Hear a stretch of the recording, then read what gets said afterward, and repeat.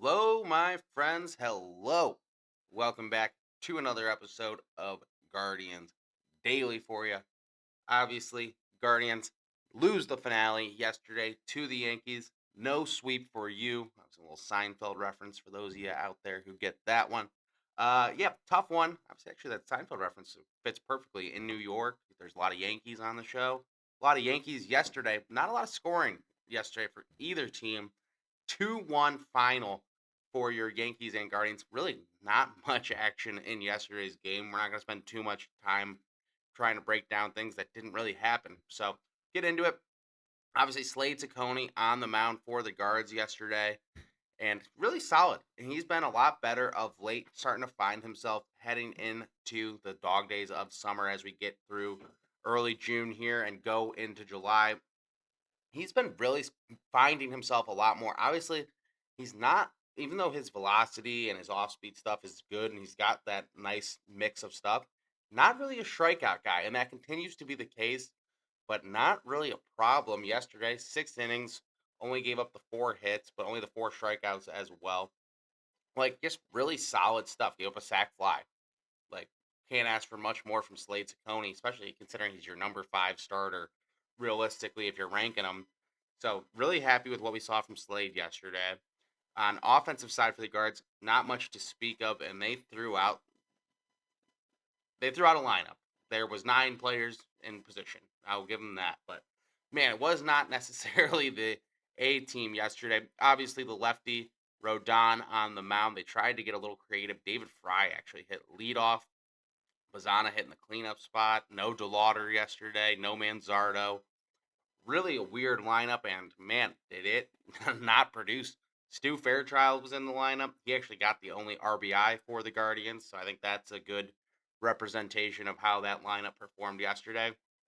And then, yeah, just kind of a weak RBI single in the 7th inning was all she wrote for that game yesterday. And just no juice for the Cleveland Guardians lineup, and really not for the Yankees either. So, uh, kind of boring game. Afternoon getaway game. Head to Texas now.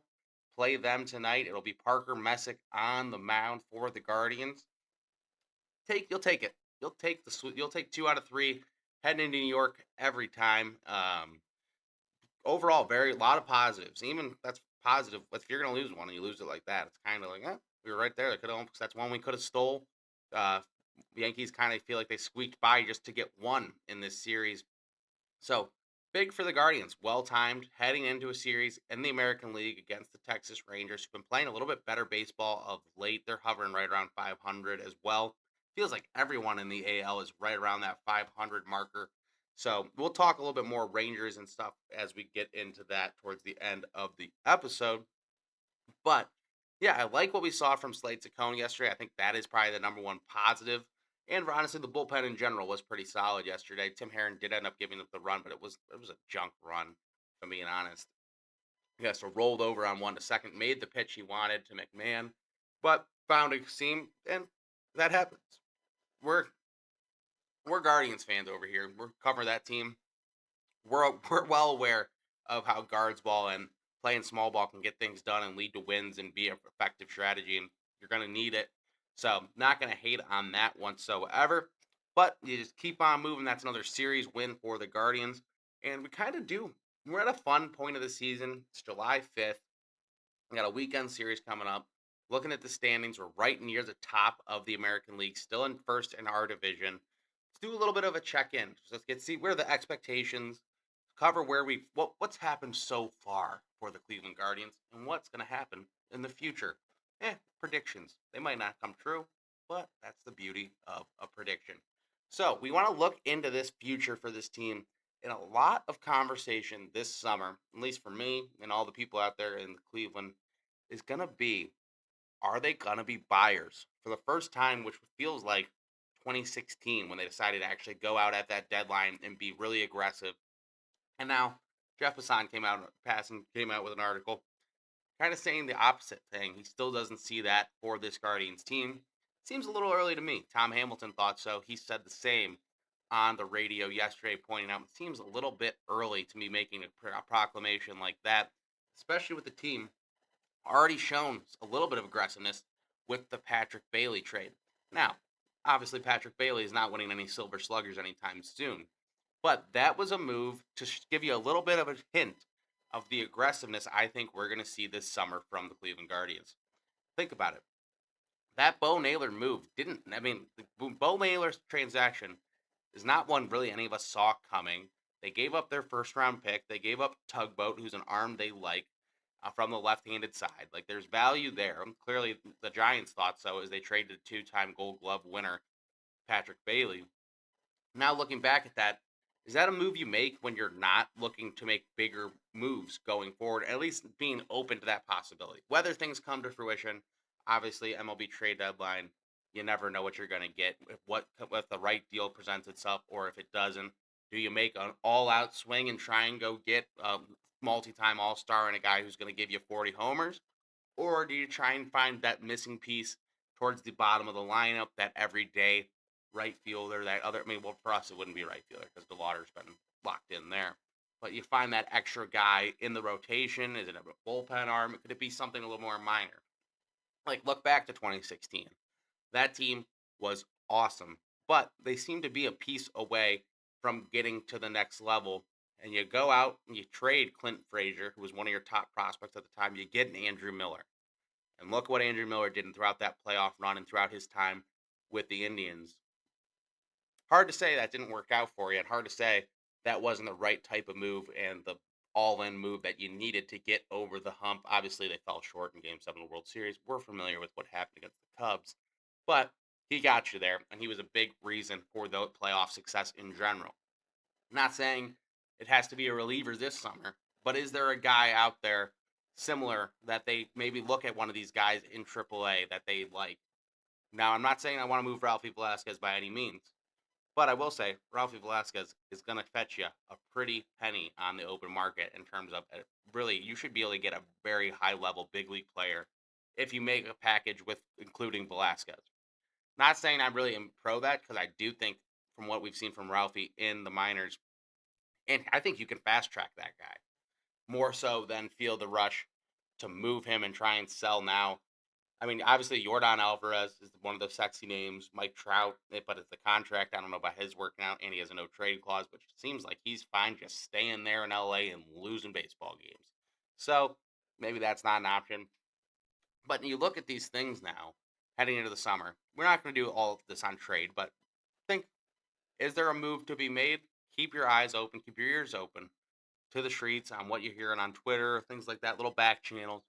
Is there a move to be made to get this team from, hey, we're winning the division right now, we should be able to hold on, hopefully, and win the AL Central, to, hey, if we make it somehow to a World Series, could we compete with a Dodgers, with a, I guess it'd be for a World Series, it'd be a Yankees, some of these big market teams, that are going to be loaded.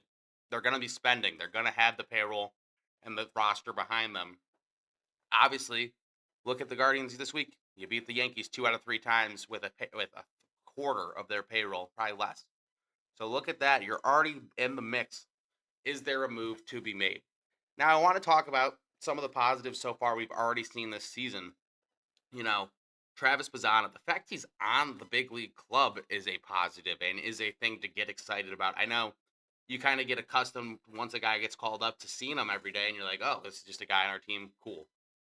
It's pretty awesome that Travis Bazzana is playing every day for this Guardians team right now. Like, heading into the season, if we're in the spring and you get asked about that, the guarantee that on June 5th, hey, we've been already had a month of Bazzana time, I would have been pretty surprised. I would have been really excited about that possibility and excited about what I've seen from him at the plate. Obviously, not his best week, not his best series against the Yankees, honestly. He did not look great at the plate yesterday. He's going to have his dips and valleys. Honestly, Chase DeLauder kind of dipping a little bit right now. And he's had his little peaks and valleys, but the power, I will say, is not a long-term concern, but like for this season and where we're at right now, I'd like to see DeLauder start hitting some more balls out of the park like he was at the beginning of the year. Obviously, you don't want to put too much pressure on the guy. DeLauder's awesome. He's been everything you've asked for and more when you brought him up and you knew this was going to be his first season as a full-time player. And he honestly made his debut, even though he did play in the playoffs last year. And I think you've gotten everything and more that what you bargained for. So not to be negative there, but keep an eye on DeLauder as this next month. This would see what kind of June Chase DeLauder puts together. I think I can go if he has he gets back on the hot streak for him. This team can really catch fire because everything else is functioning.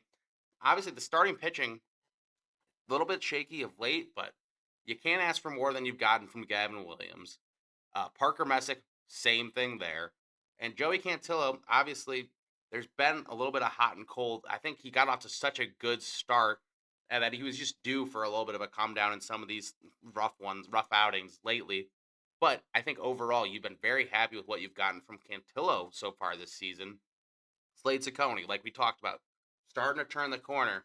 And I think the make or break guy in this rotation, our good friend Tanner Bybee. We've talked about him all year. He kind of is the make or break guy here. Like, man, Tanner Bybee on any given night can go out there and be one of the best pitchers in baseball. He can also go out there and be the flat out worst. We saw it against, I think it was the Angels a couple weeks ago, or who was it? I mean, he just got rocked. So that's going to bother me that I can't remember who that was against. But you see it from Tanner. There's the good and the ugly, and there's not much middle. It's pretty all or nothing when he goes out there, and it all comes down to his confidence with his fastball. We're gonna see him Saturday night in Texas. Gonna be a big one for him. I think he needs to respond and recover. He was pretty good last time out, but got to see more from Tanner Bybee in this rotation.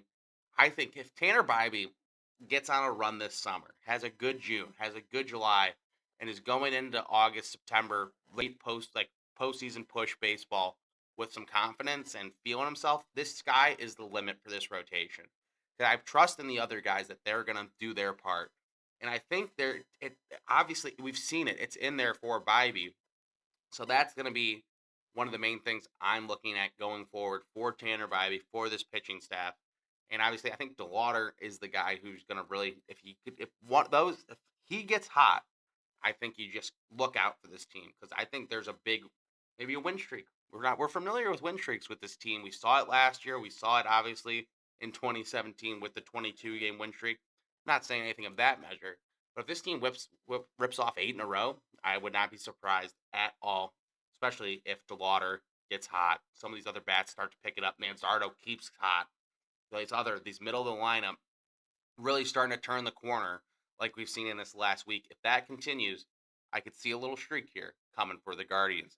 And now we do want to head. We got our weekend series against the Texas Rangers. I'm excited. This baby blue is popping today. I feel like seeing it on the camera. I feel like it's got a nice little pop to it. Gator Creek. Shout out Tom Gable. Parker Messick, Tanner Bybee, Joey Cantillo on the mound for your Guardians this weekend. This is the three. This is the three you're going to be rocking with in Texas. That's a good lineup. Obviously, it's a hitter's park. In the heat down there. Obviously, they'll have the dome probably closed. It's going to be warm, I would imagine. And this Rangers lineup is no piece of cake. Obviously, they've fallen off a little bit from where they've been in past years. Josh Jung's been really coming on lately at third base for them. And their pitching staff is kind of what make or breaks things for the Rangers. So that'll be interesting. But I want to talk about Parker Messick, Tanner Bybee, and Joey Cantillo. Obviously, we just talked about Bybee. We'll let him rest for now. If you want me to mention that he used to be the ace, we'll talk about that later. I feel like I've said that every show. But when you look at Parker Messick right now, he's a guy, if he can get a really nice stretch here, closing the month of June, I think All-Star is well within reach for him. I think Cade Smith's a guy should be already locked in as an All-Star. Jose seems to get there every year, especially if this run he's been on continues. There's a very good chance we're going in there with around 4 or 5 All-Stars, similar to a few years ago when David Fry had that magical All-Star run. I think Naylor was an All-Star that year, Jimenez. So a new blend of All-Stars for this Guardians team would be really fun heading into the Summer Classic. But we have a ways to go to get there. It starts this weekend in Texas. So, do we want to make some home run picks, everybody? I think it sounds fun. We're going to pick a home run hitter this weekend. So that's Friday, Saturday, Sunday. They hit one, counting that as a win. And who better than Kyle Manzardo to keep it going? Seems obvious, right? He's been so hot. for this Guardians team. Hit 2 in New York. Does he hit another one this weekend? And if you want me to throw you a low one, and like one, and he hasn't hit one in forever, Stephen Kwan. Manzardo, Kwan, see some home runs this weekend from those two. And let's just get another series win. Or how about a sweep? How about a sweep? And then we can start a win streak. And then you can go, that's 3, then you get another sweep, and then that's it. And then it just spirals from there. But if not, we'll talk about it either way on Monday's episode of Guardians Daily. Enjoy your weekend. It's supposed to be nice. The weather's been great here, especially if you're in the Cleveland area. Wherever you are, I hope it's beautiful. Maybe find some golf to play, watch the Memorial. You got activities this weekend. I'm sure I'll have some fun as well. Until next time on Guardians Daily. Oh, like, subscribe. I'm supposed to mention that we've been talking about. So, like, subscribe. If you want to comment, they're down there too. So, feel free to reach out to those. And then on Guardians Daily. That was a good finish, right? Strong.